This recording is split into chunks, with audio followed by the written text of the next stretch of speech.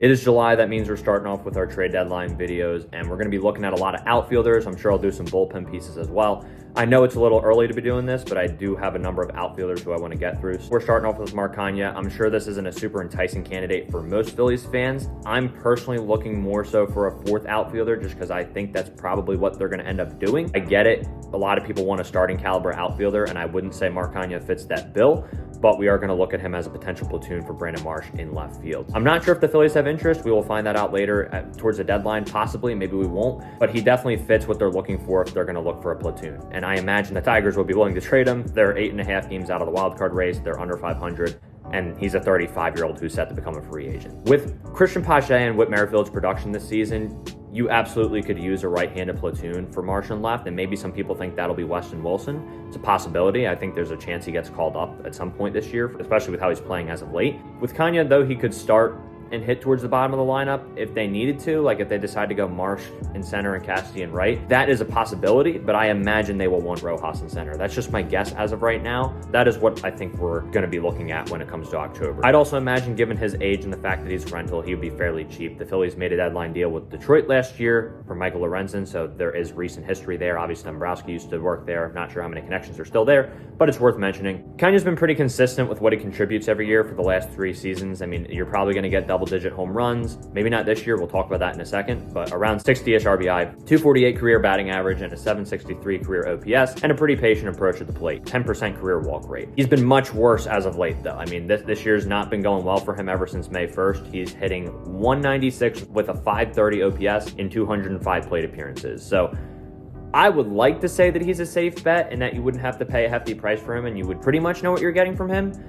But given his recent performance, I understand why it's kind of hard to say that right now, and there may be some decline at 35 years old. You just need production for a couple months in playoffs, especially versus the left-handed pitchers. It is worth mentioning his career platoon splits are pretty even, and he's hit righties decently well in his career, not so much this year. But in 2023 and 2024, he had significantly better numbers versus lefties, an 826 OPS in 2023, and this year an 817 OPS, even though he's not playing his best baseball right now. He also has a higher career slugging percentage versus lefties at 431, and it's 408 versus righties for comparison. With runners in scoring position, this is worth mentioning. Could he come through in the big spot? He's hitting 283 this year, 2 extra base hits. Last year, he hit 315 with runners in scoring position, and he slugged 522. So much better numbers last year. This was definitely an enticing pickup last year. I mentioned his 2023 numbers a good bit. It's not as enticing this year for obvious reasons, but last year he was definitely on my radar for Phillies trade candidates. You look over his career, he's been a decent hitter with runners in scoring position, 271. I just wouldn't expect him to be a consistent hitter in those spots. And you're mostly just looking for quality IBs from him if he's in the lineup, right? You're not looking for him to be the guy who's going to come through in the big spot. I could see him having one of those moments versus the lefties, but I certainly wouldn't want to put that weight on him, and I don't think you would put that weight on him with the lineup you put together this year, especially if healthy come October. He doesn't hit the ball very, very hard. At the least, you know you'll probably get a competitive AB from him. Like I mentioned, he's got a patient approach. That's what you're hoping for, is just a quality at bat. He does not chase outside the zone. He's been between a 20 to 24% chase rate in the past 4 seasons. And if it's in the zone, he's going to put the ball in play. He's not going to be up there striking out too much. He gets on base at a fairly high clip. Career 348 OBP, 34th in MLB in pitches per plate appearance. He sees 4.07 pitches this year and 4.15 for his career. And just for comparison, Schwarber is 33rd, right in front of him for pitches per plate appearance this year. He's really not a good defensive outfielder anymore. -4 outs above average in left field last year, and in his career, he has a -3 ultimate zone rating and -13 defensive runs saved. That's mostly from his last few seasons in left field. He can play the corners if you need him to. He's been playing more first base, but you would ideally have him in left or right, just given the situation right now and that you need someone out there. Mostly left field, since I don't think Cassidy is going to see the bench. I think he's probably going to play, whether that's the right move or not. And he's been playing better the last few weeks and probably the last month, I would say. He is playing on that $11.5 million option right now. Even though it's just for a couple months at the end of the season, you're not paying the full season of that. Maybe you could still get some help from Detroit to help with that, because that is still a pretty hefty price for someone who's probably just going to be a platoon piece for you. I think I'd be okay with this move. Like, I'm anticipating a smaller move in the outfield.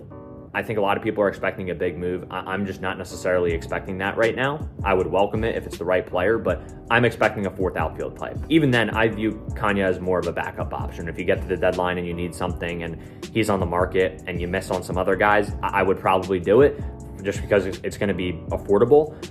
look, if you could get someone like Luis Robert, which we'll do a video on him closer to the deadline if that becomes more of a real possibility, like, sure, yeah, you think you do it, but I just don't know that the White Sox are just going to take an offer without Painter or Miller in it. And I don't think either of them will be traded. I don't think the Phillies are going to deal either of them. Canha, like I said, he's a more conservative move, but he's affordable, and he may give you some production from the right side of the plate with the plate discipline, and you need a bat in the outfield right now. He's not going to be great defensively, like I said, but he can play out there. Even if it doesn't quite move the needle, I could see him coming through in a spot you look back on and you're like, well, the trade may have been worth it just for that. His postseason career numbers aren't great, but if he's exclusively hitting versus lefties, that may help, and he may have that moment. So given his recent slide too, that could also make him cheap. Whit and Pache, they just haven't produced versus lefties this year. It would at least be an upgrade in the platoon role specifically, even if it would feel kind of marginal. That's kind of why I think this would make sense. Let me know your guys' thoughts in the comments. Again, I know this is not an exciting one, but I think the Phillies believe they have a roster in place that is set to go all the way if everything goes well. Like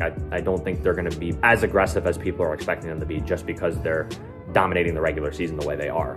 I still think they're going to make some moves to shore up a few holes like this. And this is just one potential option. And again, like I said, definitely not my top option. But again, let me know your guys' thoughts. Thank you guys for watching. God bless y'all.